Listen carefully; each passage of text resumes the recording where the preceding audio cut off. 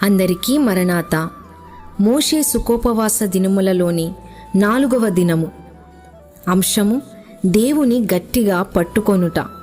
వాక్యము హెబ్రీయులకు రాసిన పత్రిక 4వ అధ్యాయము 14వ వచనము. ప్రార్థన.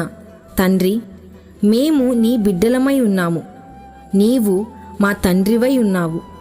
మమ్మును నీలో ఐక్యపరుచుకొనుటకు మీరెలాగూ రక్షణ దీక్షను కలిగి ఉన్నారో అలాగూ మీలో నిలిచి ఉండుటకు కావలసిన పట్టుదలను, ప్రార్థనా దీక్షను కలిగించుము. నీ చిత్తమును మా విషయములో సంపూర్ణముగా నెరవేర్చుమని యేసునామమున వందించుచున్నాము. ఆమేన్. మోషే చరిత్ర అంతటిలో మనకు కనబడే ముఖ్య అంశము గట్టిగా పట్టుకొనుట. హెబ్రీయులకు రాసిన పత్రిక 4వ అధ్యాయము 14వ వచనము. మనము ఒప్పుకొనిన దానిని గట్టిగా చేపట్టుదము. హెబ్రీయులకు రాసిన పత్రిక 10వ అధ్యాయము 23వ వచనము. మనము ఒప్పుకొన్నది నిశ్చలముగా పట్టుకొందము. విశ్వాసమును గట్టిగా పట్టుకొనవలెను. 1 తిమోతికి రాసిన పత్రిక 3వ అధ్యాయము 9వ వచనము. విశ్వాస మర్మము గైకొనుట అనగా పట్టుకొనుట. దేవుని వాక్యమును గట్టిగా పట్టుకొనుడి. ఎదురాడే వారిని ఖండించుటకు శక్తి కావలెను. అందుకు బోధన గట్టిగా ఉండవలెను. హితవాక్య ప్రమాణమును గైకొనుము. తీతుకు రాసిన పత్రిక 2వ అధ్యాయము 7వ వచనము. సత్క్రియల యందు నిలిచియుండుము. హెబ్రీయులకు రాసిన పత్రిక 3వ అధ్యాయము 6వ వచన ప్రకారము ధైర్యమును సంతోషమును చేపట్టుకొనవలెను. ధైర్యము విడిచిపెట్టవద్దు. 1 తెస్సలోనికలకు రాసిన పత్రిక 5వ అధ్యాయము 15వ వచనము. ఎడతెగక ప్రార్థన చేయుడి అనగా ప్రార్థన అలవాటు మానవద్దు. 1 తెస్సలోనికలకు రాసిన పత్రిక 5వ అధ్యాయము 22వ వచనము. కీడుకు దూరముగా ఉండుడి. ఏది తప్పో అది మానినారు గనుక తుదవరకు అలాగే ఉండనీయుడి. సామెతల గ్రంథము 4వ అధ్యాయము 16వ వచనము. కొందరు కీడు చెయ్యనిదే నిద్రించరు, నీవు అలాగు చెయ్యవద్దు. ఒక్క పట్టు మీదనే ఉండుము. ప్రకటన గ్రంథము 2వ అధ్యాయము 25వ వచనము. నేను వచ్చు వరకు మీకు కలిగి ఉన్న దానిని గట్టిగా పట్టుకొనుడి. ప్రకటన గ్రంథము 2వ అధ్యాయము 13వ వచనము. నా నామమును గట్టిగా చేపట్టి నా యందలి విశ్వాసమును విసర్జింపలేదని నేనెరుగుదును. క్రైస్తవులనగా ఎట్టివారు? దేవుని బిడ్డలు పరలోక బంధుత్వమును బట్టి, శిష్యులు జ్ఞానమును బట్టి అనగా బైబిలులోని సంగతులు బాగా తెలుసుకొనుటను బట్టి, ఉప్పు సారము కలిగి ఉండువారు అనగా ఈ సంగతులని సారము గలవని సంతోషించువారు. యాత్రికులు అనగా లోకములో కలిగిన వృద్ధిని బట్టి లోకాశ వైపు చూడనివారు. వెలుగు సంబంధులు అనగా క్రీస్తు వెలుగును వ్యాపింపచేయువారు. గనుక మీకు తెలిసినది మీలో దాచుకొనకూడదు, అందరికీ తెలియజేయవలెను, వెల్లడి చేయవలెను. శూరులు అనగా పోరాడువారు. గనుక మీకు వచ్చే కష్టాలలో విసుగు కొనకూడదు. ప్రార్థనా తీరులు అనగా ప్రార్థించు విధానములు. మోకరించుట ఎలియాజరు. మోకాళ్ల సందున తలపెట్టి ప్రార్థించుట ఏలియా. నేల మీద బోర్లాపడి ప్రార్థించుట గెత్సెమనే తోటయందు ప్రభువు. నిలువబడి తల వంచుకొని ప్రార్థించుట సుంకరి. నిలువబడి ఆకాశము తట్టు కన్నులెత్తి ప్రార్థించుట దావీదు. ఒంటి కాలు మీద ప్రార్థించుట సుందర్ సింగ్ గారు. శిరస్సు మీద శరీరమంతా ఆనుకొని చేయుట దేవదాసు అయ్యగారు. 2 కాళ్ళు 2 చేతులు ఎత్తి ప్రార్థించుట పౌలు. మోకాళ్లపై నిలువబడుట యాకోబు. 3 ఆశ్చర్యములు. మనము దేవుని యొక్క బిడ్డలమై ఉండవలెను. ఇది దేవుని కోరిక. పాపాత్ములమైన మనము, ఎదిరించే మనము తన బిడ్డలమై ఉండవలెనని దేవుడు అనుకొనుట ఆశ్చర్యమే. మనము ఇప్పుడు దేవుని బిడ్డలమై ఉన్నాము. ఇది విశ్వాసులు ఒప్పుకొనే ఒప్పుదల. క్రీస్తు ద్వారా ఇది మనకు కలిగి ఉన్నది కనుక దేవుని యొక్క పోలిక క్రీస్తు యందలి విశ్వాసములో నెరవేరుచున్నది. ఇది కూడా ఆశ్చర్యమే. రాకడలో క్రీస్తు స్వరూపమే కలిగియుండు బిడ్డలమై ఉంటాము. అది అన్నిటికంటే గొప్ప ఆశ్చర్యమై ఉన్నది.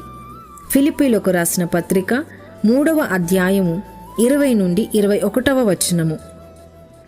సారాంశము: ఈ 3 సంగతులను బట్టి విశ్వాసులు ఎంత ధన్యులు, ఎంత ఆశ్చర్యము. 1 యోహాను 1వ అధ్యాయము 3వ వచనము. మోషే కథ. ఈ అబ్బాయి వల్ల వారికి గొప్ప మేలున్నది. ఏ రాజు అయితే పిల్లలను చంపుటకు ఆజ్ఞ ఇచ్చెనో ఆ రాజుగారే 40 సంవత్సరములు మోషేను కాపాడెను. తల్లికి జీతము ఇచ్చుచు సంరక్షించెను. మరియు మనుషులకు హాని చేయు ముసళ్ళు ఆ జమ్ము పెట్టెను హానికరుల నుండి కాపాడుచుండెను. ఫరో కుమార్తెకు మోషే సుందరుడయుండుట కనబడెను.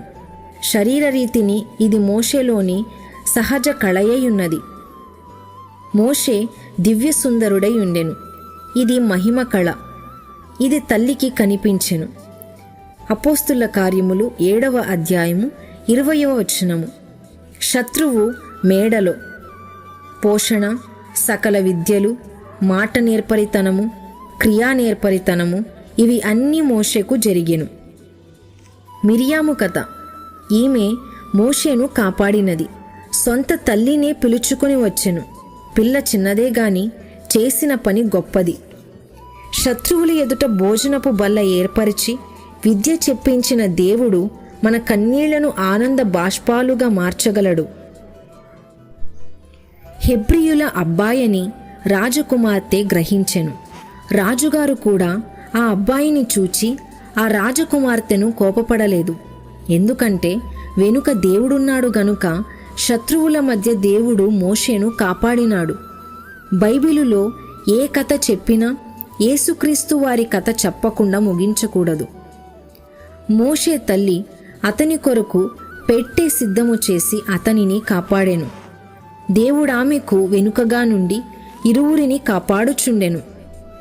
పైకి తల్లి కాపాడుచున్నట్లుండెను గాని నిజముగా ఆయనే కాపాడుచుండెను. ఏ రాజు దగ్గర నుండి ఆపద వచ్చునో ఆ రాజకుమార్తె దగ్గరనే మోషేను ఉంచి దేవుడు కాపాడెను. ఆయన ఆపద తప్పించగలడు, ఉపకారము చేయగలడు. మోషే దేవుని సంకల్పనలో ఉన్నాడు గనుక దేవుడు ఆయనను ఆపద నుండి తప్పించెను. మోషే 40 సంవత్సరములు ఫరో ఇంట్లో పెరిగెను. మోషే 40 సంవత్సరములు అరణ్యములో, 40 సంవత్సరములు గొర్రెలు కాచెను. మోషే పాత నిబంధనకు ముంగుర్తు. ఆపదలు వచ్చును గాని అవి దేవుని సంకల్పనను ఏమీ చేయలేవు. దైవ సంకల్పనలోనున్న మోషేను అవన్నీ చంపలేకపోయెను. క్రొత్త నిబంధనకు ముంగుర్తు యేసుక్రీస్తు ప్రభువు. అరణ్యములో కొందరు నశించిరి, కొంతమంది పాలస్తీనాకు వెళ్ళిరి. అలాగే క్రీస్తు ప్రభువునకు కొందరు రక్షింపబడుదురు. వారిలో కొందరు నూతన యెరూషలేమునకు వెళ్ళుదురు. మోషే జమ్ము పెట్టెలో పెట్టబడెను. క్రీస్తు ప్రభువు పశువుల తొట్టెలో పెట్టబడెను. దైవ సంకల్పన, విశ్వాసము రెండు కలిసినప్పుడే దేవుని చిత్తము జరుగును. రెంటిలో ఒకటి ఉండి ఒకటి లేకపోయినను నెరవేరదు. అయితే పిశాచి సంకల్పనలు ఎన్ని ఉన్నను దేవుని సంకల్పన నెరవేరును. సంకల్పన వచ్చేసరికి విశ్వాసము కూడా సిద్ధముగా ఉంటే వెంటనే నెరవేరును. మోషేను తల్లిదండ్రులు పెట్టెలో పెట్టి దాచుటకు కారణము వారికి బలమైన విశ్వాసముండుట వలన.